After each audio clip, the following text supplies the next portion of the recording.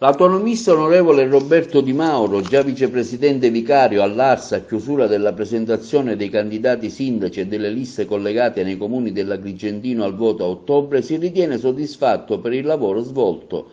e per le opportunità che adesso avranno in mano i cittadini per il loro futuro. L'onorevole Di Mauro, vicepresidente dell'Arsa, afferma che posso dire che ci avviciniamo a questa campagna delle amministrative nei comuni interessati al voto con la consapevolezza di avere fatto il massimo nello scegliere i candidati sindaci più rappresentativi per le comunità locali.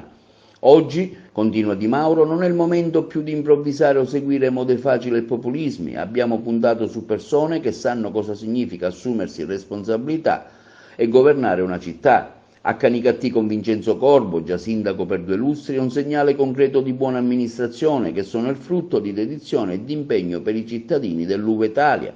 A Favara le forze autonomiste in un comune ancora in dissesto con UDC e Fratelli d'Italia abbiamo sposato il candidato sindaco dottore Totò Montaperto perché in un momento di enormi criticità in cui versa la comunità locale, disservizi della nettezza urbana, problemi per la stabilizzazione dei contrattisti, non si può più sbagliare. A Porto Empedocle con Salvo Iacono, un dirigente regionale capace e esperto che ha delle competenze amministrative e gestionali di prima fascia, insieme alle liste civiche che lo appoggiano, è pronto a dare una sterzata alla comunità empedoclina, anch'essa con i problemi di dissesto e di mancanza di una linea politico-amministrativa degna per un paese da sempre innovativo nel panorama agrigentino.